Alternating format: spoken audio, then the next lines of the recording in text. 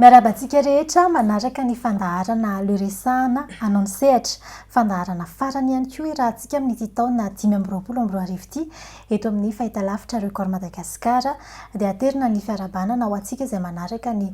fandaharana amin'ny alalan'ny fahitalavitra izany na ho antsika manaraka fandaharana amin'ny alalan'ny page Facebook Record Madagasikara ihany koa na ho antsika manaraka ny amin'ny YouTube dia saina mpanajana isika topoka raka amin'ny hatramin'ny farandray ato anatin'izao fandaharana izao amin'ity alin'ny sabotsy fa 7 ny volana desambra 2024 ity ny fandaharantsika eo amin'ity alina ity dia iresahantsika betsaka mahakasika ny fanatsarana sy ny fivoarana ny fitaterana eto andrenivohitra zany hoe ny fitateram-bahoaka eto andrenivohitra raha toa ka efa firesakantsika eto matetika ny mahakasika ny fitaterana ny amin'ny lalam-pirenena na ny fitateram-bahoaka amin'ny bus sy ny sisa dia amin'ity alina ity kosa omentsika sehatra manokana ny mahakasika ny fitaterana an-dalamby araka ny fanarahantsika tany anatin'ny fampahalalam-baovao moa tato anatin'ny journal de la Record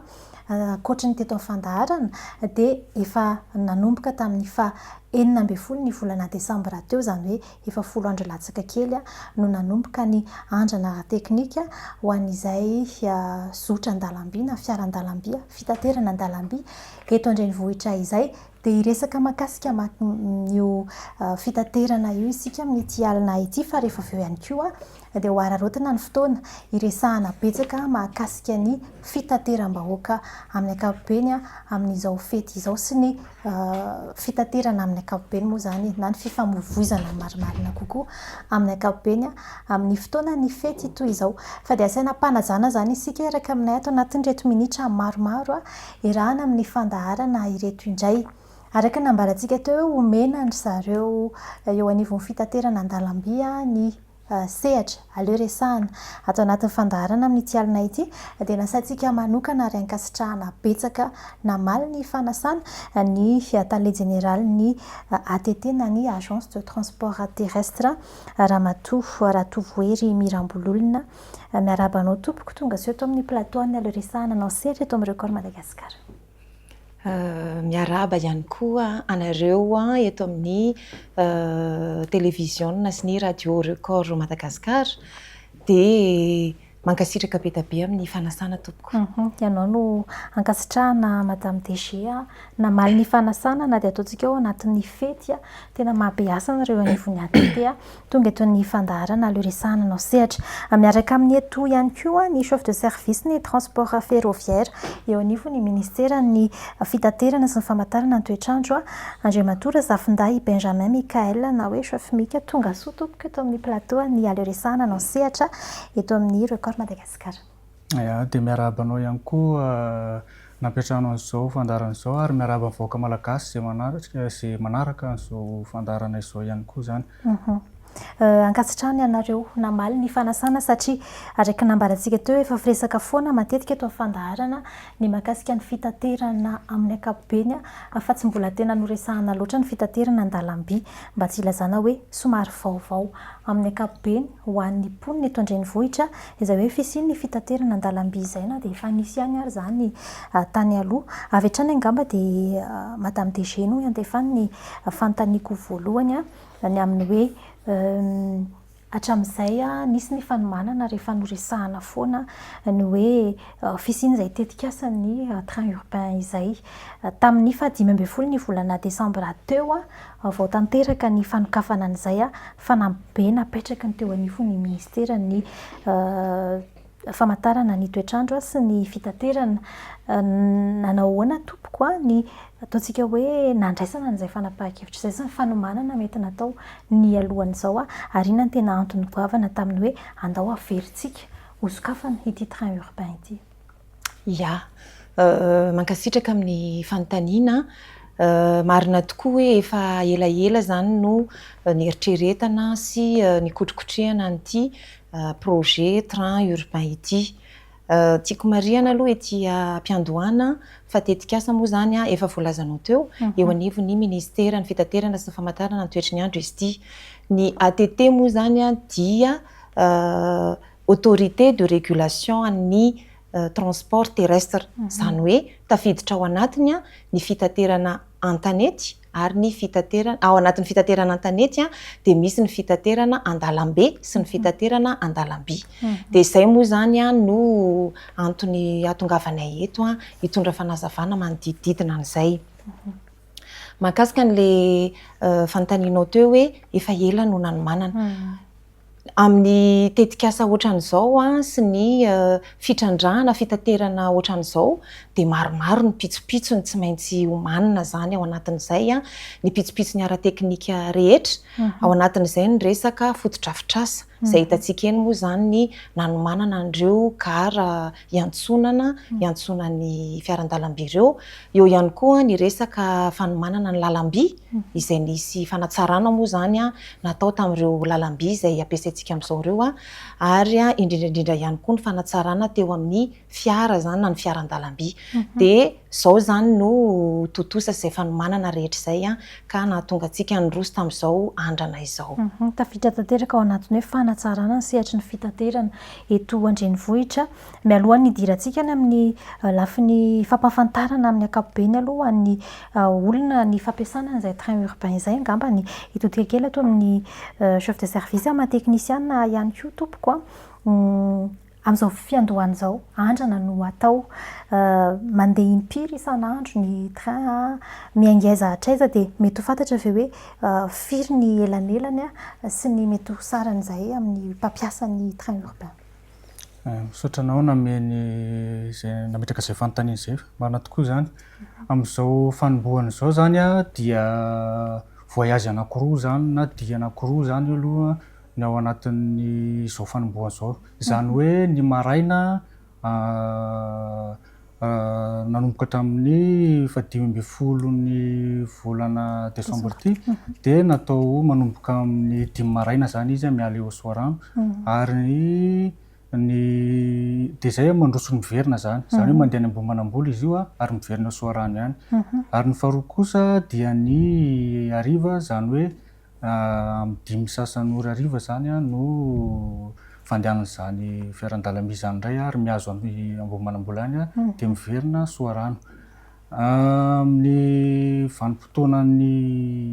fialan-tsasatra indray izao dia tsy maintsy nisy moa zany ny fampidiniana tao anatin'ny fikarakarana rehetra dia somary niova zany izy nanomboka tamin'ny 17 volana desambra lasa teo. Izany hoe tsy misy an'ilay fiangana maraim-be zany fa mba nahemitra kely izy zany satria fanomezana fahafapon'ny mpianatra vakansa sy le ohatr'izay zany dia natao amin'ny 7 ora sasany indray zany ny fiangana avy ao soarano ary ny fiangana faharoa izay roa foana moa hatramin'izao aloha amin'izao fanombohana izao dia amin'ny 3 ora hariva. Fa ny sabotsy kosa ny miova kely satria ny maraina aloha tsy miova amin'ny 7 ora sasany ihany fa ny amin'ny tolakandro zany natao amin'ny 4 izay fandaminana vaovao zany. Io lalana zotra mianga soarano hatrany Ambohimanamboly io mety mary firy kilometatra eo dia mety misy firy zany ny gara mety hoe lalovan'ny fiarandalam-by ao anatin'izay firy minitra eo ihany koa mety hanaovana ny trajet soarano Ambohimanamboly iny. Mahakasika an'izay ny alaviran-dalana moa zany dia 9 kilometatra zany miala avy ao soarano mankany Ambohimanambola. Ao anatin'ny 9 kilometatra io dia misy gara maromaro ataoko hoe 10 zany ny fitambarana fa saingy 5 aloha zany no tena nampiasaina noho ny antony ara-teknika zany amin'ireo gara ireo fa 5 aloha zany no tena miasa ho an'ny daholo be ao anatin'izao fanombohana izao. Mety eo 4 minitra eo no anaovana ny faharetany eo amin'ny 15 minitra eo zany amin'izay faharetany ao anatin'ny 9 kilometatra izay zany. Miala soarano hatrany Ambohimanamboly mitovy ihany mitovy ihany. Mety fantaniana manitihitika ny olona madame DG hoe inona ny antony nahatonga an'izay hoe aleo aloha atao indroa ihany ny aller retour atao ao anatin'izao fanombohana ao anatin'ny andrana izao. Misy teny kely tiako resahana aloha hoe naninona tsika no niditra tao anatin'ny resaka train urbain zany ny lanjany eto amin'ilay sehatry ny fitaterana antanety. Ny train urbain moa zany dia araka ny efa voalazantsika hoe manampy zany an'ireo fitateram-bahoaka zay efa misy amin'izao fotoana izao. Izany hoe ireo taxi be zany zay efa hitantsika ireo dia ny train urbain moa zany no manampy zany ny tolotra ho an'ny mpanjifa zany amin'izay lafin'izay. Ny naninona ny mbola nataontsika hoe maraina sy hariva aloha ilay fandehanan'ny train. Efa andresantsika teny am-piandohana hoe ao anatina andrantsika izao, ao anatina essai teknika zany fa miaraka amin'ny passager, miaraka amin'ny mpandeha ilay izy zany. Dia manatsara zany tsika miandalana eo. Isy fanatsarana zany isy ny tombanezaka ao atao, dia isy ny fanatsarana zay ho hitantsika hoe ahafahana mampitombo zany an'ireo voyage ireo. Hijerentsika ihany koa ny besoin moa zany demande zay efa hitantsika hoe mihamaro ilay zany amin'izao fotoana izao. Dia ao aoriana kely zany tsika ao aorian'ny tombanezaka dia misy ny mety ho fampitomboana ny voyage izay atao na mety ho fampitomboana ihany koa ny eo amin'ny lafiny tolotra amin'ny resaka fiara an-dalamby zany. Mety misalasala ny mpitatitra ho an'ireo ilay fitateram-bahoaka efa nisy teo aloha, indrindra ny bus ny amin'ny hoe sao sanatria ka mamono ny asa fitaterana izay ataon'izy ireo nefa isiny ny train urbain efa misy vena ataontsika hoe lamina napetraka sy ny eritreretina tompoko mahakasika an'izay ary ny mety mampitombona na tsy mampitombona izay ahiahan'ireo mpitatitra efa misy izay. Mety misy tokoa izay ahiahan'ny mpitatitra izay mahakasika ny resaka fiverenana moa izy amin'ny fampiasana ny fiaran-dalamby. Fa kosa mifameno tanteraka zany ireo raha ny fijerintsika azy. Mifameno zany ny fiara fitateram-bahoaka sy ny fiaran-dalamby izay fitateram-bahoaka ihany koa. Satria mety maro amin'ireo olona izay mampiasa ny fiaran-dalamby no rehefa miala eo izy dia mety handray fiara fitateram-bahoaka ihany koa na manatitra azy eo amin'ny gara ihany koa ny fiara fitateram-bahoaka. Dia mifameno tanteraka zany satria hatreto aloha dia io zotra tokana io zany no ampiasaina zany ho an'ny fiaran-dalamby ny an-dalambe zany hoe tanàn-dehibe zany hoe train urbain ka mifameno zany amin'izay ny fiara fitateram-bahoaka eto an-drenivohitra. Ny zotra lehan'ny teo tsy hoe mifanitsaka akory fa tena mifameno ao anatin'izay. Izay indrindra. Hitodika kely ato amin'ny teknisiana hoe satria mbola ao anatin'ny andrana isika ary fanazarana ny olom-pirenena ihany koa zany ampiasan'izay train urbain izay. Amin'izao fiandohan'izao manahoana ny lamina napetraka ahafahan'izay train urbain izay mihodina zany hoe ny tiako tenenana amin'ilay resaka fandaminana amin'ny ankapobeny mihitsy. Raha ohatra ka handray ny train urbain ny olona dia ohatry ny ahoana no ataony. Mety hoe tonga eny amin'ny gara izy dia efa misy ve ny fivarotana ny tikesa, mila vidiana mialoha ve ny tikesa, ohatry ny ahoana ny fandaminana rehefa tonga ihany koa ny ora ve vao miditra ao anatin'ny train, ohatry ny ahoana fandaminana amin'ny ankapobeny tompoko. Misaotra amin'izay fanontaniana izay. Ho antsika mpampiasa ny fiaran-dalamby ity zany dia ireo gara rehetra aloha mariako fa azo hidirana daholo zany. Misy zany eo Soarano, Ampefiloha, Soaniarana, Androndra, dia Ambohipo Sud, dia Amoronakona, dia Mandroseza, dia Amoronakona, dia Ambohimanambola. Ireo gara ireo zany dia ahafahana maka an'izay afaka andraisanao ny fiaran-dalamby avokoa. Dia rehefa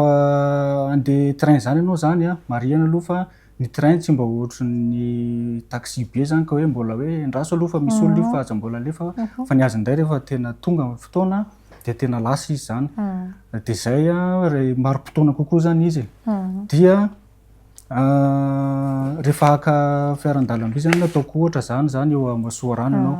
Aloha rehefa tonga ao amin'ny gara zany ianao atsasakady mialoha fa tarana ianao tokony efa eo satria raha mahita ny abesaky ny olona te handeha amin'izy io dia tonga mialoha zany ianao. Tsy manina adiny iray mialoha ohatra rehefa mba te hahazo plasy ianao zany amin'izao dia tonga mialoha zany ianao dia avy eo milahatra. Zay aloha asiana filaharana satria samy mba te hitaingana azy avokoa. Dia tonga ao ianao zany dia efa misy guichet ao, efa misy mpandamina, efa misy an'ireny mpiasa maromaro ireny izay manao gilet ohatran'izao anaovako izao zany eny mandamina. Dia rehefa mahazo an'ilay tapakily ianao zany dia efa misy manondro amin'iny ao anatin'ny gara zany efa namboarina ao amin'izay mihitsy misy manondro mankao amin'ny quai zany. Ao zany ny andraisantsika an'ilay train, quai ny anarany. Dia rehefa tonga ao tsika dia efa misy mandamina mandray ao dia atao am-pilaminana foana dia efa mimpandrindra an'izay zany efa ao anatin'ny paikady rehetra zany fandaminana ny olona tsy hikorotana satria ny lafin'ny sécurité zany indrindrandrindra tena tandrovana satria io fiaran-dalamby io tena tsy mbo azo anaovana vazovazy amin'ny resaka sécurité zany sécurité ferroviaire de ao ianao zany miandry an'izy io miandro ny départ zany dia eo amin'ny 12 minitra eo zany mialohan'le tena andehanana izay vao afaka miditra ny train zany ny olona fa tsy hoe vao tonga akory de hoe te hiditra ohatran'ireny hoe sao de hoe mieritreritsika ohatran'ny réservation de hoe te hiditra fa somary miandry zany amin'izay hoe protocole rehetra amina sécurité zany tsy maintsy ajaina daholo amin'ny izy io. Zany hoe azo andraisana ny train daholo ny ireo le valony tanisaintsika teo ireo. Mety eritreritra mantsy ny olona tsy maintsy ho any Sorano ve zany zay vao afaka mandray na tsy maintsy ho any Ambohimanambola ve zany zay vao afaka mandray. De rehefa tonga eny amin'ireo zany de mitovy amin'izay ihany koa ny lamina efa misy ihany ny tika azo vidiana eny de rehefa tonga amin'ny gara de mijanona ny train sa ohatry ny ahoana ihany koa ny tokony fantatry ny olona ao anatin'izay toa. Azo andraisana ny tapakila daholo amin'ireo gara reo izy ateo amin'ireo station moa filaza azy dia mareko eto aloha fa 3:00 ny saran-dalana sy 3:00 daholo zany isak'ireo gara reo fa tsisy mahasamihafa azy dia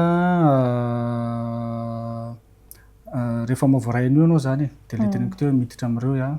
de na iza ianao miala zany de fa tsy maintsy misy mijanona foana zany io indray tsisy hoe tsisy miala ve de hoe mitohy ohatran'ny taxi vera zay mahazatra antsika fa izy io tsy maintsy mijanona foana eo amin'ny 2 minitra eo zany tsy maintsy mijanona ny train zany fa tsisy hoe tsy miala zany hoe mahazo matoky zany tsika fa tsisy an'izany hoe lasa any amin'ny gara lavitra any fa tsy mbo nidina teo amin'ny le gara tokony andehanana zany dia ampahafantarina antsika fa tsy maintsy mijanona zany izy ireo. Zany hoe milamina kokoa ihany koa tsy misy fifanosehana akory satria efa napetraka izay lamina izay hoe misy tika vidiana mialoha de misy ny filaharana ihany koa amin'ny fahazahoana izay tika izay. De todika kely ato amin'ny Madame DG hoe mahakasika ny fanabeazana mihitsy ny olom-pirenena satria araka nambarantsika teo mbola somary vaovao ihany ho an'ny mponiny renivohitra ny fiverenan'ny train urbain miasa indray efa nisy ve tompoko fepetra noraisina manokana teo anivon'ny ministera ny alohan'izay andran'izay sy mbola mitohy amin'izay ao anatin'ny andran'izay ny amin'ny hoe fitandreman'ny olona na ho an'ny mpampiasa ny train zany na ho an'ireo mpampiasa ny toerana izay mety misy ny lalam-by lalovan'ny train ihany koa. Ny alohany idirako amin'izay resaka fanabeazana sy ny fanentanan'izay de te hanohy kely ny tenin'ny teknisianina teo hoe le tombontsoa azo avy amin'le train urbain zany ny tombontsoa moa zany efa voalazany teo hoe le ora tsy miandry zany fa ny mari-potoana kokoa zany ny mari-potoana mihitsy moa zany ny aty amin'ny ny train zany rehefa mandeha de izy ihany koa mazaka olona maro ao anatina trajet anankiray araky ny efa hitantsika reny moa zany ny olona mandeha aminazy de manampy satria zany tsy misy fitohanana zany moa amin'ny resaka tsy velongelona amin'ny fitohanana fifamoivozana zany na ny embouteillage de dikan'izay zany afaka mandamina ara-potoana tsara zany izay olona mandeha amin'ny train. Ny fanabeazana moa zany mahakasika ny fanabeazana ny ATT miaraka amin'ny ministera ny fitaterana sy ny famantarana ny toetrany andro moa mazava ho azy sy ny mpiantsehatra maro de efa ny alohany io fandehanan'ny train urbain io no efa nirosy tamin'izay fanentanana sy fampianarana izay. Ny fandaharana ary lozana fifamoivozana efa 2 taona teo eo zany namerenantsika azy ao amin'ny RNM sy TVM moa zany no andehanan'izy io de ny resaka fampiasana ny lalam-by de anisany anaovana fanentanana zany ao anatin'ny fandaharana ary lozana fifamoivozana io moa na ny ALF. De akoatran'izay de miantsehatra ihany koa zahay eny amin'ireo mety olona voakasika izay hoe mety handeha lalam-by izay zany tany aloha fa rehefa nanomboka amin'izay tsika nandeha ny train de miara-miasa zany tsika zao miantsehatra miaraka amin'ny skoto ny mpanazava sampanamena moa zany tena miaraka amintsika amin'izao miaraka amin'ny ministera mankalaza ny 7 taona ny zareo de manampy zany izy amin'izay fanentanana sy fampianarana ny rehetra mandeha train zay fa mitety fokotany ihany koa amin'ny izay zany reo fokotany manodidina zay manodidina ny lalam-by ireo. Ny amin'ny tsy tokony zany, ny amin'ny tokony hitandremana sy ny amin'ny tsy tokony hoe andehanana manamorona ny lalam-by. Hitandremana moa zany satria ny lalam-by tsy afaka mijanona tampoka. Zay no mahatonga azy moa mampaneno an'iny anjomara be iny rehefa alohan'ny andalovany. De zay zany mila hitandremany tsara andreo manodidin'ireo tsy azo ataony manalamba mampiasa an'ireny lalam-by na ny sisina lalam-by satria mety ho tampoka ny fahatongavan'ny train ka mety hiteraka lozam-pifamoivoizana moa zany ho an'ny rehetra satria fifamoivoizana foana io na train ary. De ny fampianarana ihany koa ny mpampiasa arabe indray ny fiara zany satria ny amin'ireny passage à niveau reny zany hoe ny toerana hifanenan'ny arabe sy ny lalam-by reny ihany koa moa zany de tena misy barrière efa mipetraka amin'ireny misy jiro mena ihany koa. De tena mila fitandremana zany mba tsy hisiana accident zany amin'ireny passage à niveau reny. Ankoatran'izay ny tena fanentanana ngezabe ataotsika de fananana iombonan'ireo, fananantsika rehetra ireo, fananan'ny vahoaka zany ireo ka misy an'izay fanentanana manokana izay hoe hanajantsika sy hitandrovantsika zany an'ireo fananana iombonan'ireo. Ny lalam-by tokony mba hoe samy mitandrina tsika amin'ny fahadiovana, tsy hanaovanaovana maloto mitandrina ihany koa tsy hanimbanimbana zany amin'ireny fotodrafitrasa amin'ny fefin'ny lalam-by ireny. Na ihany koa ny gara mba samy hanajy tsika zany ho atsika zay ny lazain'ny teknisiana teo hoe milahatra rehefa eny amin'ny gara misy fitoeram-pidiovana sy ny rehetrarehetra eny de mba hajaintsika zany zay fahadiovana izay. Fa indrindrandrindra zany ao anatin'ny train ihany koa de mba samy manaja an'izay fahadiovana izay tsika. Le fotoana andehanana train moa zany tsy maharitra be, tsy ela be fa isaky ny gara tsika zany afaka manao zay mety besoin mety tokony ho ataotsika zany. Fa ny tena fanentanana tena atao moa zany de zay hoe fitandrovana mba tsy hisian'ny loza ho ateraka eny amin'ny fiaran-dalam-by zany, ho ateraky ny fiaran-dalam-by. Zay raha teo nefa nametrahana hoe ampahafantarana mialoha amin'izao fotoana izao ny ora mety andalovany reny train reny ahafahany tsirairay fa mandray ny fepetra mifanaraka amin'izay. Fa inona ihany koa fa ny anifo ny commune Antananarivo renivohitra moa efa nampitany amin'ny hoe misy ny fanentanana tsy tapaka iarahana. Zay tiako mariana kely hoe miara-miasa ihany koa amin'ny police nationale sy ny police municipale zany tsika amin'ny sécurisation ny gara rehetra. De misy ihany koa moa contrôleur ny anatin'ireny ny anaty train zany zay manampy amin'izay resaka sécurité sy ny fandaminana ny mpandeha tsirairay zay. Zay zany no tsara mariana ihany koa. Fanontaniana mety manitika kely ihany chef mikany amin'ny hoe mety misy ve ny lamina manokana ho an'ireo olona ataontsika hoe marefo, mety hoe olona ny vehivavy bevoka, ny mitaiza kely, ny be antitra, mety olona manana fahasembanana ihany koa, mety efa misy an'izay ve ny train urbain amin'izao fotoana izao tompoko eny amin'ireo gara? Ihany tompoko, misy zay ka. Misy raha eny anivon'ny station eny amin'ny gara zany tsika de efa mahita raha mandeha tsika de efa misy ny lalana aloha ngamba ho an'ireo manana fahasembanana, misy efa natokana ho an'izy ireo misy zany efa natokana azy zany hoe tsy misy olana zany amin'izay ho an'olona manana fahasembanana.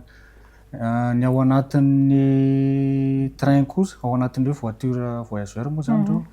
ireo ao anatiny de efa misy peta-drindrina moa zany filazantsika azy manondro an'izay hoe eto toerana tokana ho an'ny bevoka, ho an'ny olona manana fahasembanana, efa misy ao anatiny ao zany. Fa eo no mba angatahana ny fahatsapatena sy ny mba fijerantsika ihany koa an'izy ireny zany ho an'ny olona rehetra marina fa te hitaingina daholo, te mba hipetraka fa na izany aza misy ihany mba hoe ireo le namantsika ireo zany tsonjovana manokana zany izy ireo efa misy an'izay ao. Fifampitaizana rahateo zany ary tena zava-dehibe any anatina fitateram-bahoaka. Mahakasika n'izay indrindra DG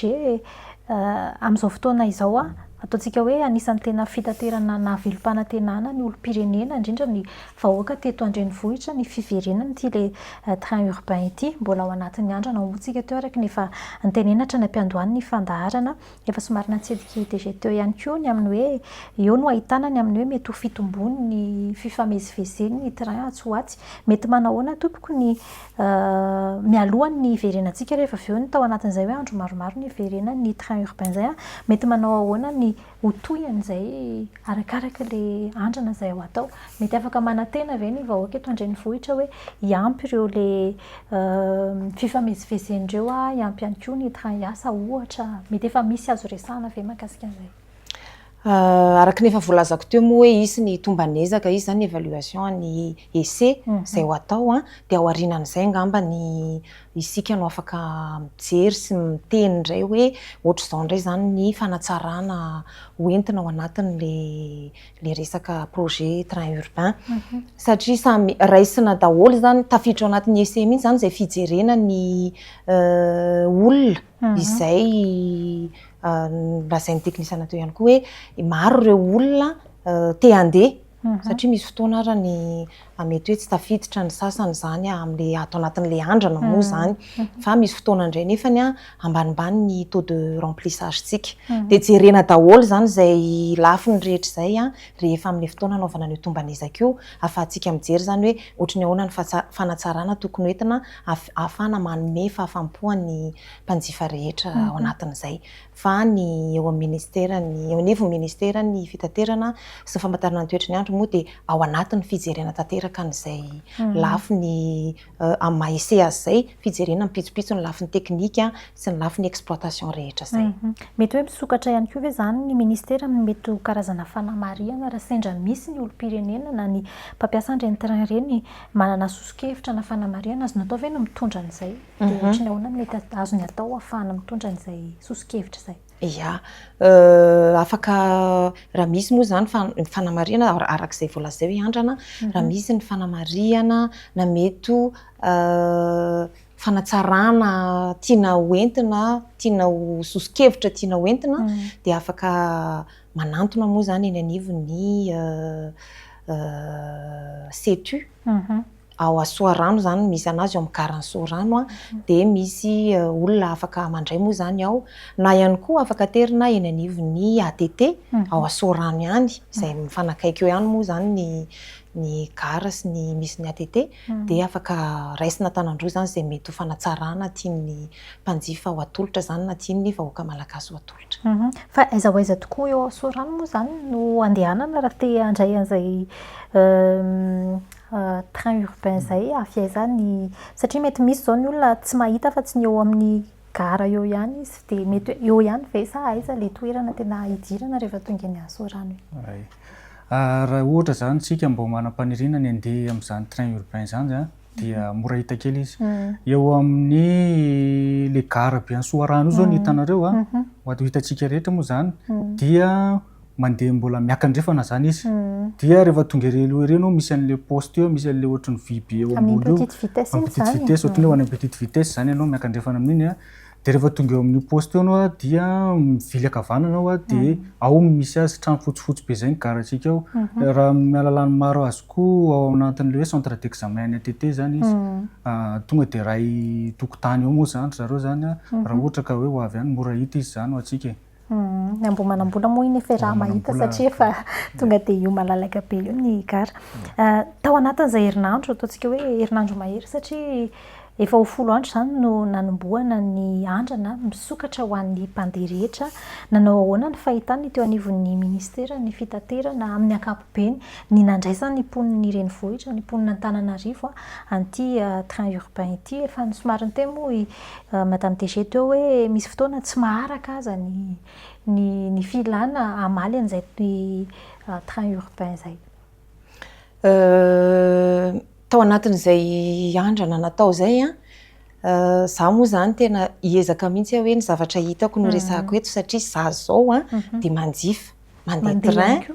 satria mipetraka eo Androndrakely dia eo amin'ny gara eo any mandray dia mividy billet ny olona rehetra koa zany rehefa tonga eo dia mba ahafahako mahita ahafahanay koa moa zany mahita hoe ohatry ny ahoana marina le izy raha ny zavatra hitanay aloha zany dia tena mamaly ny filany mponina izay andalovany eny fa na tsy andalovany ary ny fisian'ny train urbain dia hatreto zany raha ny fahitanay azy dia mandeha any amin'ny lalana tena tao anatin'ilay nandrasana moa zany le izy satria raha ho anahy zany izay efa niresahako teo aloha izay hoe mampiena an'le mety embouteillage ohatra satria za zany afaka tsy mitondra fiara afaka tsy mandeha ihany koa fiara hafa mandeha miasa fa mandeha train de miala eo asorano mihitsy moa zany rehefa mandeha azy de izy afaka manampy zany izy afaka amin'ny tsy voatery tsy inona hoe rehefa tapitra ny toerana de tsy afaka mandeha tsony satria afaka mitondra mitsangana ihany koa de zay zany ny hita hoe ho anahy mandeha isan'andro zany de hitako tena mamaly an'le filan'ny olona le izy ary positif ny retour zany avy any amin'ireo olona zay miara-dia amiko moa zany rehefa mandeha fa ary zareo atao amin'ny teknisianina ihany koa zay miasa isan'andro eo amin'le izy koa mety manana ny fomba fijeriny ihany koa izy amin'izay retour fahitanareo an'izay hoe fandraisan'ny olona ny train zay rehefa iny amin'ny andavanandro eny hitanareo hoe ohatry ny ahoana nandraisany mponan'Antananarivo an'ity train urbain ty ngamba tonga de lazaiko zany hoe tena niandrasana ela ngamba ny izy ty misy raha izaho manokana zao arina kely ngamba mbola tsy nandeha train zany fa tena miombon-kevitra zany amin'izay hoe tena niandrasan'ny olona le izy tena niandrasan'ny olona io ary tena amin'ny ampahany betsaka amin'ny fivezivezena mihitsy le izy ho an'izay voakasika moa zany indrindraindrindra fa eny fa na tsy voakasika amin'ny vatany araka ny teneny madame Dg teo hoe na de hitaingina fotsiny aza hoe mba nanandrana an'izany andeha train zany de tena hita zany fa tena mavitrika ny olona mavitrika ny olona mitondra ny ankizy ohatra zany mba mandeha amin'le izy fa hafa mihitsy zany mandeha train zany ho an'ny olona na de hoe mba mitantara-piainana fotsiny hoe mbo nandeha tamin'izany ohatra ny ahoana zany ataoko hoe sensation zany amin'izany mitaingana zany raha ohatra oharina amin'ny taxi be sy maro hafa zany de tena niandrasan'ny olona ary tena tonga tamin'ny hoe raha tanjona angamba de tanjona nirina zany ny avy ato amin'ny côté anay zany hoe tena tafapaka amin'olona zany filany tena tsara fa mety ho fantany azafady indrindra tia hanampy kely fotsiny hoe zay voalaza zay mihitsy moa le izy zany hoe fa atao hoe ho an'ny fanatsarana ny fitaterana amin'ny ankapobeny amélioration ny mobilité moa zany sy ny fametrahana ihany koa an'ilay atao hoe transport multimodal de hita zany hoe raha izay zany fanampy teo anivo ministera ny eo anivo ministera amin'ny fitaterana sy famantarana ny toetrandro amin'izao fotoana izao de io zany zavatra mivaingana lehibe vita teo anivo ministera ahafahantsika mahita an'izay fiatsarana sy fametrahana an'izay transport multimodal zay mbola maromaro ny ezaka atao ny projet tianao atao mahakasika an'izay fa andeha tsikelikely io zany zay sady tena mendrika ny mponina Antananarivo sy ny manodidina mihitsy moa zao hoe fitaterana mba manaja ny ora madio azony rehetra raisina miala amin'ny fitohanana fifamoivoizana izay ihany koa ary araka nambaran'ny chef teo moa hoe ny sécurité voaharo tsara eny amin'ireny gara ireny fa fantaniko mety manitikitiky anahy ihany hoe azo atao ve ny mitondra entana be amin'ny train io tokony ho fantatry ny olona ihany sao de misy olona mety alaim-panahy aminy hoe mahazo mitondra na tsy mahazo mitondra entana ohatry ny ahoana ny azo entina ny biby fiompy ihany koa ve mety hoe misy manana alika saka ohatra hoe afaka hoentina amin'ny train vera ny lamina misy amin'izao mariako eto aloha fampahafantarina antsika ny zakan'ireo voiture anankiroa zany raha ireo vagon anankiroa mitondra azy ireo zany vagon mety roa mety ho efatra izy arakaraky ny fitranga sy ny ara teknika moa zany ny anankiroa amin'ireo zao dia mazaka eo amin'ny 200 eo latsaka kely io zany ao anatin'izany empolo ny tokony hitsangana zany ao anatin'izy io raha ao anatin'izany raha efa jerena zany ao anatiny dia somary fenofeno zany izy io de tonga de tsorona zany azo tenena fa tsy azo hitondrana entam-be aloha zany ao anatiny ao raha izay no jerena zany hoe raha mitondra gony be zany tsika mitondra sobika na ohatr'izany indrindraindrindra tsy azo hitondrana biby fiompy zany araka raha hoe amin'ny fitaterana andrenivohitra zany tsy azo atao zany mitondra andreny fa sady manelingelina ny hafa le izy no ihany koa ataoko hoe manahirana ihany mitondra biby fiompy amin'ny resaka fahadiovana ao anatin'ny train io zany dia tsy natao hitondrana entam-be aloha zany izy hoe fa tena hoe atao hoe bagage à main moa zany na entana kely amina sakosy kely na ohatr'izany dia tsy maninona eo ao anatiny eo fa misy fasiana andreny misy sisiny ihany dia fa hitantsika zany ny abeany entana ho atoniny io fa tsy somary kelikely fa tsy natao hitondrana angeza be zany aloha. Tsara ampahafantarina ny olona ihany mantsy izay satria mety mieritreritra hoe train malalaka be io koa ve dia maninona izay raha mitondra entam-be any anatin'ny train fa efa izay nampahafantarina chef izay zany. Efa minitra vitsivitsy sisa no hananantsika madame DG ato anatin'ny fandaharana. Rehefa avy eo tsika hiverina amin'ny fanentanana amin'ny resaka train urbain fa ararotina ny fahitananao sy fahazahoananao ato amin'ny fandaharana amin'izao fotoana izao ataontsika hoe amin'ny fotoana tena ratsorina dia hoe mampatahotra ny rehetra amin'ny fampiasana ny fifamoivoizana amin'ny ankapobeny na eny amin'ny lalam-pirenena io na aty an-drenivohitra io maro kokoa ny lozam-pifamoivoizana rehefa vanim-potoana toy izao tompoko. Anatina fety efa vita moa zany iny ny fetin'ny krismasy fa tena miditra ao anatin'ilay hoe fetin'ny faran'ny taona sy ny taom-baovao isika izay hifamangin'ny olona, hivezivezen'ny olona manerana ny Madagasikara mitombo be araka izay ny fifamoivoizana dia mety hitombo manaraka an'izay ny any amin'ny lozam-pifamoivoizana. Ianao manokana izao miandraikitra ny eo anivon'ny ATT mety efa nisy ve tompoko karazana ataontsika hoe fanentanana na fepetra no raisina teo anivon'ny ATT ahafahana manenana izay karazana hoe lozam-pifamoivoizana amin'ny fotoana toy izao izay. Marina tokoa izay tena tafiditra tanteraka tsika zany ao anatin'ny fotoam-pialan-tsasatra moa zany vaninandron'ny fety amin'izao fotoana izao dia tena marina izay hoe mitombo ny fivezivezena zany ao anatin'izay na ny fivezivezen'ny olona na ny fivezivezen'ny fiara dia satria na ny olona mandeha tongotra hatrany amin'ny olona mitondra fiara dia samy tokony hitandrina daholo amin'ny resaka lozam-pifamoivoizana. Izay eto anivon'ny ATT tsy reraka mihitsy izay ary tsy sasatra manentana foana ny mpampiasa lalana rehetra amin'ny fitandrimana. Ny mesure moa zany mety hoe fanasaziana sy ny sisa atao foana zany fa nefany ny tena hoe fampatsiahivana, fampitandrimana ny amin'izay tsy hitrangany loza zay, ny amin'izay fisorohana ny loza zay izay ny tena himasonay zany amin'izao fotoana izao. Zany hoe mandeha kokoa zahay ny amin'ny fampianarana, fanentanana ny mpampiasa lalana rehetra. Araka ny efa voalazako teo moa zany le fandaharana ALF na ny aro-loza amin'ny fifamoivoizana. Fa ankoatr'izay dia midina eny Ankianjo zahay manentana ny olona, mampianatra ny olona tsy handeha mafy. Raha teo tsika tafiditra tanteraka ao anatin'ny andro fahavaratra, izany hoe mety hamotaka ny lalana, mety hialama ihany koa, mety hisy ihany koa sanatria ny éboulement sy ny sisa ka mila ampitomboana avy roa eny, avy telo eny zany ny fitandrimana. Dia miantsehatra eny an-dalana moa zany zahay manao an'izay fanentanana izay. Fa tsy manao kosa ny tena hoe fanaraha-maso zany indrindra ho an'ireo mpitatitra. Fa ny amin'ny fitaterana indray dia eny amin'ny tobim-piantsonana izay no manamafy ny contrôle au départ. Izany hoe ny fanaraha-maso eo am-piangana. Dia efa misy moa eny zany ny quitus izay omeny ny mpitantana ny gara ka rehefa manana ny quitus iny izy dia tsy tokony ilaina be intsony zany, tsy maintsy mbola najanonana azy isaky ny point de contrôle fa kosa manome an'ilay toromarika fampitandremana mba tsy handehanana mafy. Mety hitantsika eny ny mpitandro ny filaminana manome sinyatsika handeha mora sy ny sisa. Izay zany no atao eny amin'ny lalana fa ny fanaraha-maso zany dia atao eo am-piangan'ny fiara. Dia misy ihany koa nefa ho an'ireo mampiasa ny lalam-baovao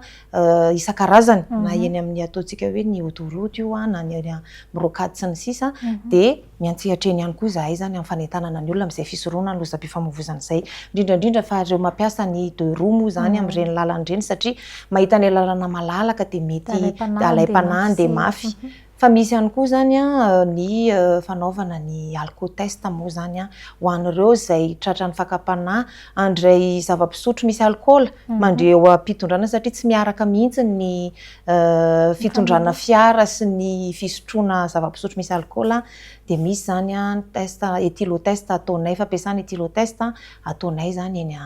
eny an-dalana eny zany ety an-tanan-dehibe sy ny manodidina. Manerana Madagasikara io, ireo voalazako rehetra ireo zany dia manerana Madagasikara fa tsy hoe eto Antananarivo ihany. Dia izahay moa zany mamerina foana n'izay fanentanana antsika mpampiasa lalana izay mba hitandrina aza mandeha mafy rehefa maheno tsika hoe vizana mahatsiaro reraka ho an'izay mampiasa lalam-pirenena dia aleo aloha makaina kely mandritra ny 5-10 minitra. Maka sisiny kely mihitsy zany makaina rehefa matsiarotsiaro ho vizambizana. dia efa diana ihany koa manao dona miverina indrindra moa izany ho an'ny mpitatitra ny tena voalavo voasarika izay a. Rehefa navita izany fitondrana fiara familiana nandritra ny atao adiny 9 dia aleo makaina satria efa tena ny fitondrana fiara zany tokony isaky ny adiny 2 adiny 3 dia mijanona kely aloha makaina ho an'ny mpitondra fiara rehetra mihitsy io fa indrindra zany ny fitateram-bahoaka izay arak'izay hoe vahoaka no entina ao anatin'ilay fiara dia mila fitandremana bebe kokoa zany dia izay zany no hoe tsy tokony rehefa matsiaro reraka dia makaina dia efa diana manao dona miverina fa hamafisina ihany koa hoe mba hataovy ara-dalàna tsara ny taratasintsika rehetra mba hahafahana zany hoe eo am-piangana dia efa milamina ny fanaovana ny fanaraha-maso rehetra. Ararotina ihany koa rehefa amin'ny fotoana toy izao maro ny fianakaviana ny mety hoe mandeha lalana lavitra mangy fianakaviana sy ny ohatran'izay ao anatin'ny fotoanan'ny fety inona madame Degene mety fitandremana raha ho an'ny fiara tsotra izany hoe ho an'ny tsy mpitatitra indray fa ny fiara tsotra ho an'ny olona izay manana ny fiarany manokana ka andeha lavitra izy inona no mety fepetra tokony ho tandremana sy tokony ho raisiny hisorohana an'izay hoe lozam-pifamoivoizana eny an-dalana izay. Maro ihany koa mantsy ny ataontsika hoe tsy tena mbola zatra mampiasa ny lalam-pirenena ohatra no mitondra fiarany amin'ny lalam-pirenena na mitondra kodiaran-droany amin'ny lalam-pirenena rehefa vanim-potoana toy izao. Ny ho an'ny mpampiasa lalana rehetra moa zany dia mitovy foana ny toromarika sady tompona andraikitra daholo tsika eny amin'ny lalana na fiara fitateram-bahoaka io zany na ny fiara tsotra na ny 2 roues na ny camion ihany koa samy tompona andraikitra daholo tsika eny amin'ny lalana dia ny tena toromarika ngeza be moa zany dia ny fifanajana ny fifanajana mpampiasa lalana rehetra io zany dia tena zava-dehibe satria maro zany ny mety hoe tsy mahandry maika hamonjy ny toerana rehetra alesiny sisa dia lasa mampiasa lasa mitereny izay fa maikana izay dia manao dépassement tsy ampiheverana zany dia misy ihany koa ireo camion izay tiako ararotina kely eto hoe mampiasa an'ireo jiro izay voarara ny lalàna ka mety manimba ny mason'ireo mpampiasa lalana hafa zany na mifanena aminy na eo arinany na eo alohany ihany koa izay mety ho fampiasana n'izay jiro tsy mifanaraka amin'ny fenitra takiany lalàna izay dia any an-tanana moa zany antsika mampiasa an'ireny camion ireny zany hoe aleo mba jerentsika ihany le mpampiasa lalana akoatrantsika dia ny mpampiasa lalana tsotra moa zany izay voalazanao teo raha ohatra izy ka fiarany manokana dia iangaviana foana izay fitandremana izay fa ny tena tsara indrindra ihany koa dia ny fampiasana ny fehikibo fiarovana na ny ceinture de sécurité zany ho an'ny ao anaty fiara rehetra io moa zany vohizina matetika ny resaka didifolo ny lozam-pifamoivoizana ny aro-loza ny fifamoivoizana izay ho alefanay miandalana eo foana zany ao anatin'izay fanentanana izay fa izay zany ny tena zavatra tsara apetraka ho an'ny mpampiasa lalana rehetra hoe samy tompona andraikitra isika rehetra dia arovy ny ainao dia miaro azy ny ain'ny hafa ianao rehefa miaro ny ainao zany dia ny entanina ihany koa moa zany ho an'ny mpandeha tongotra satria maromaro koa ny mety ho mamimamo eny an-dalana eny sy ny rehetrarehetra mandritra n'le fotoanan'ny fety dia mba haka sisiny ihany zany tsika mpandeha tongotra hanaja ihany koa an'izay lalàna mifehy fifamoivoizana izay ho an'ny mpandeha tongotra ary indrindrandrindra mba hiampita amin'ny toerana izay voatokana hiampitana zany ho an'ny aty an-tanan-dehibe indray moa tena mety ho voakasika izay. Tsy neny amin'ny lalam-pirenena. Tsy neny amin'ny lalam-pirenena ihany koa. Fa tsara marihana moa zany hoe tsy fananana amin'ny hafainganam-pandeha indrindra eny amin'ny lalam-pirenena eny rehefa fotoana toy izao. Tsy fanaovana course mihitsy ny lalam-pirenena, tsy fanaovana course ny lalam-pirenena fa efa misy toerana voatokana ho amin'izany fa ny lalam-pirenena zany dia misy hafainganam-pandeha mila hajaina zany ao anatiny izay dia samy manaja an'izay tsika.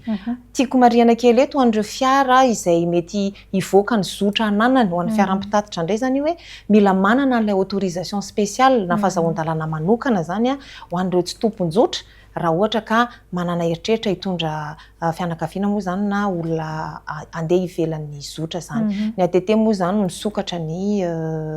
amin'ny fotoana izay na ATT manerana nosy dia misokatra foana zany ahafahana maka an'ireo hatramin'ny sabotsy maraina moa zany. Mety manititia kely fanonteny an'izay ihany madame Dege hoe na fiaranao aza no hivoaka mizotra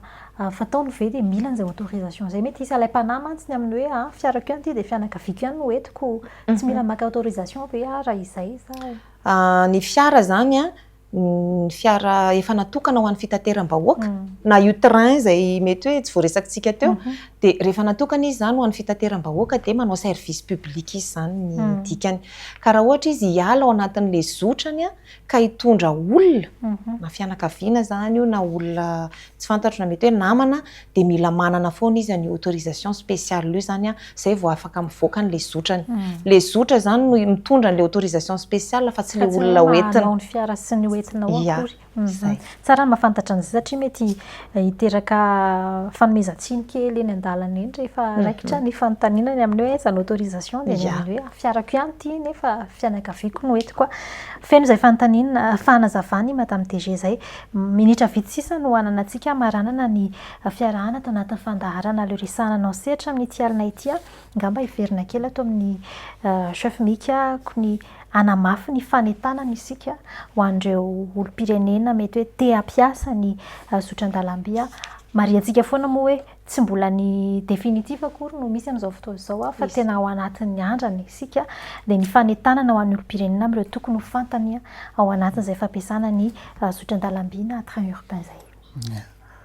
Marina tokoa ny voalazanao teo amin'izay hoe andrana ilay izy dia zavatra vitsivitsy ihany izany no hitondrako fanentanany ho an'ny resaka billet aloha amin'izao aloha zany tsika amin'izao andrana izao tsy mbola misy natao hoe réservation aloha zay zany marina amin'ny olona tsy hoe tonga ao dia hoe hividy dia ny ampitso andeha zay fa hatramin'izao aloha dia mba niandrotry ny ihany aloha zany mividy aloha mba tsy handiso fanantenana ho an'ny olona zany dia manaraka izany eo amin'ny resaka sécurité zany eny anivon'ny gare eny rehefa tonga ao anatin'ilay hoe quai tsika dia misy an'izay bande jaune zay. Io bande jaune io manelanelana antsika sy ilay misy ny lalam-by sy ilay train mihitsy. Dikan'izay tsika rehefa milahatra ao zany dia aoka tsy ho alay-panahaka hoe andeha hiditra anaty lalam-by zany hihoatra hoe mba andeha hijerijery na ohatra izany fa loza be na hoe maka sary tena loza be zany satria aty amin'ny resaka fitaterana an-dalamby zany tena mafimafy kokoa zany ny discipline tokony arahany dia izay zany eo anivon'ny gare. Any anatin'ny ireny train ireny indray dia ohatr'izay ihany koa misy varavarankely amin'izy ireny izany hoe so tsika hoe zany andeha hakaka sary dia hamoaka tanana na ny loha aloha mety tsy voaka satria kely ihany ilay izy sady ambony ary izay mihitsy nanaovana azy zany nanaovana nanamboatra azy tsy natao hivoahana loha mihitsy zany izy io fa ny tanana mety ho tafavoaka dia ny tanana zany ny mpampiasa azy tsy hamoakamoaka tanana mihitsy na hanao telefona hoe hanao selfie na ohatr'izany andeha any ivelany fa tena tapaka zany ny tanana raha ohatra sanatrian'izany ka misy obstacle kely zany amin'ny sisiny iny izay zany traterina ao anatiny eo ihany rehefa mandray ny train tsika misy mitsangana ao mety manakaiky varavarana tsika hivoahana dia efa misy moa mpandamy ao fa raha sendra misy ihany ny alay-panahy amin'ilay hoe maro ny olona zany dia fady tanteraka mihitsy no manakaikikaiky miankina amin'izy io ary rehefa misokatra izy io tsy tonga dia mandeha mivoaka fa tena miandry mihitsy aloha satria saropadiny sécurité zany raha hoe tonga dia andeha hivoaka tsika dia hianjera hifanosina any fa tena miandry ny toromarika ny efa tompona andraikitra efa natao amin'izany zany eny ambonin'iny train iny dia ny farany teneniko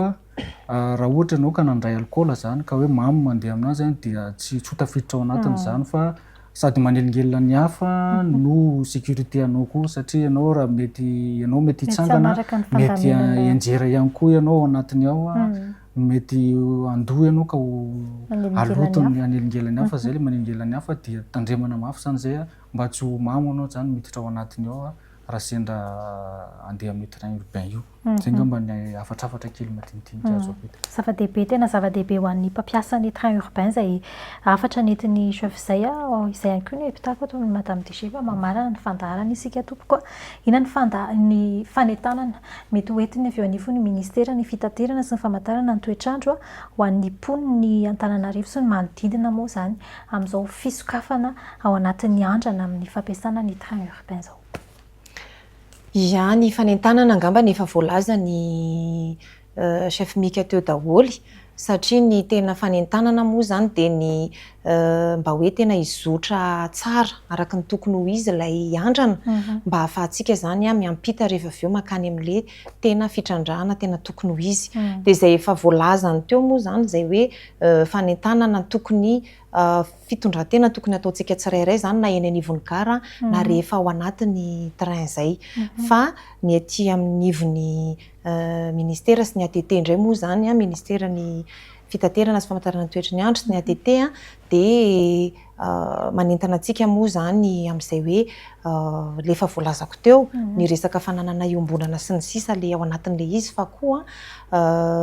isy zany ny tombanezaka ho atao. Dia ao aorianan'izay zany a no ahitantsika hoe zao zany tena hitondrana ny fitrandrahana na ny exploitation ny train urbain eto Antananarivo. Ao aorianan'izay tombanezaka izay ho ataontsika izay. Fa ny essai teknika zany mbola mitohy ao anatintsika. Dia ny lafy ny pitsopitso ny ara teknika rehetra zany a dia manatsara isan'andro ihany koa ny ao anivon'ny ministera sy ny ao amin'ny ry zareo misehatra ao amin'ny train urbain moa zany a ny amin'izay fijerena ny mety ho fanatsarana hoentina isan'andro mandritra ny andrana izay a ahafahana miampita araka le voalazako teo makany amin'le tena fitrandrahana tena izy. Fa mety haritra hafiriana tokoa moa ty andrana ty Madame DG efa nisy nofaritana ve sa hoe alefa aloha ny andrana dia hita ny mbola tsy namaritra ara-potoana aloha zany hatreto isika fa mbola manohy an'izay andrana izay. Fa tsy maintsy fantatritsika mialohan'ny foana moa zany rehefa tena iroso amin'le tena fitrandrahana tokony ho izy zany rehefa. Ankasitrahana ianareo tompoko avy eo anivon'ny ministera ny fitaterana sy ny famantarana ny toetr'andro raha somary ampatsy hevitsika dia ny État général ny ATT na ny agence de transport terrestre izay antokon-draharaha misahana ny fitaterana an-tanety no niaraka tamintsika tato anatin'ny fandaharana toy ihany koa niaraka taminy moa ny chef de service ny direction transport ferroviaire zany ankasitrahana ianao niaraka taminay ihany koa tato anatin'ny fandaharana. Tanjontsika eto anatin'ny fandaharana le resahana anao sehatra hatrany moa ny hoe fanabeazana ny olom-pirenena ka antony nahatonga antsika hoe ao anatin'izao fotoana fanatsarana ny fitaterana an-tanety fitaterana eto an-drenivohitra izay fa ihany koa ao anatin'ny vanim-potoana ny fety isika dia maro no mety handray an'izay train urbain izay ny asantsika manokana ry zareo hitondra fanazavana mahakasika an'izay mba hisorohana ny loza rehetra fa ihany koa mba hampafantarana antsika olom-pirenena rehetra ny tsara ho fantatra ao anatin'ny fampiasana ny fitaterana an-dalambe ary indrindrandrindra moa efa natitra tery ny Madame DG teo ny hoe fikajiana ny fananana iombonana satria ao anatin'ny atao hoe